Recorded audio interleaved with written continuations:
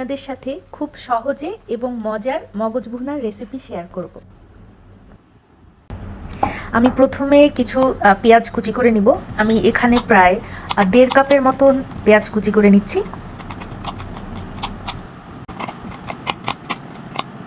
মগজগুলোকে আগেই ক্লিন করে কেটে টুকরা টুকরা করে নিয়েছি। চুলাতে একটি প্যান বসিয়ে দিলাম। তারপর এখানে দিয়ে দিচ্ছি প্রায় 1 কাপের মতন তেল। এরপর কিছু গোটা গরম মশলা দিচ্ছি।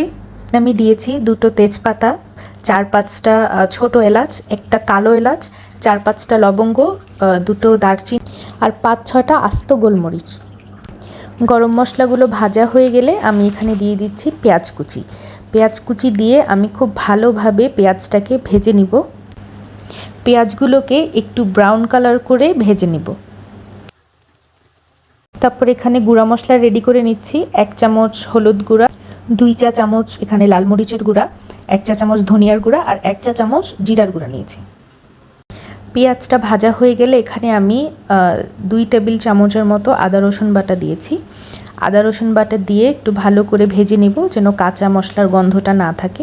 এরপর একটু পানি দিয়ে আমি এই মশলাটা ভালো করে কষিয়ে নিব। গরম মশলাটা কষানো হয়ে গেলে এখানে আমি গুঁড়া মশলাটা দিয়ে দিচ্ছি। গুঁড়া মশলাটা দেওয়ার পরে আমি এই পুরো মশলাটাকে আবারও ভালো করে কষাবো। আমার মনে হয় যে মশলা যত ভালো করে কষানো হয় রান্নার টেস্টটাও কিন্তু তত ভালো হয়। মশলা কষানো হয়ে গেলে আমি কেটে রাখা মগজগুলোকে দিয়ে দিচ্ছি।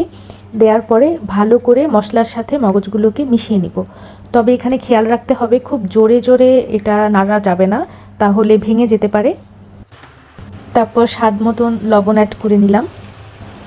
তারপর আমি এখানে 1/2 কাপ পানি দিয়ে এই মশলার সাথে মগজগুলো একটু কষিয়ে নিব।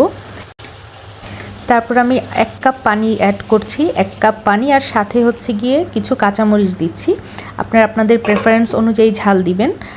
তারপরে আমি প্রায় 8 থেকে 10 মিনিট এটাকে রান্না করেছি। এর মাঝে কিন্তু আমি কয়েকবার নেড়ে দিয়েছিলাম, কারণ এটা বারবার না নাড়লে নিচে পোড়া লেগে যেতে পারে। খুবই আলতো করে নাড়তে হবে যেন মগজগুলো গলে না যায়। তারপর ঝোলটা শুকিয়ে এলে আমি এখানে 1/2 টিস্পুন গরম মশলার গুঁড়া দিয়ে নিচ্ছি। গরম মশলার গুঁড়াটা দেওয়ার পরে আবার একটু ভালো করে মশলাগুলোকে মিশিয়ে নিচ্ছি। আপনারা চাইলে এই পর্যায়ে নামিয়ে নিতে পারেন, তবে আমি একটু ঝোলটা কম রেখে মানে একটু মাখা মাখা করতে চাচ্ছি, তাই আরও কিছুক্ষণ ভেজে নিব। এরপর নামানোর আগে আমি কিছু ধনেপাতা দিয়ে দিচ্ছি। আপনারা চাইলে এটা স্কিপ করতে পারেন, বাট আমার কাছে মগজের সাথে ধনেপাতার ফ্লেভারটা খুব ভালো লাগে। এই তো ঝটপট রেডি হয়ে গেল মগজ ভুনা বা ব্রেইন মশালা। পোলাও, রুটি, পরোটা কিংবা ভাত সব কিছুর সাথেই কিন্তু খেতে বেশ ভালো লাগে। আর রেসিপি ট্রাই করে কমেন্টে আমাকে অবশ্যই জানাবেন কেমন লাগলো।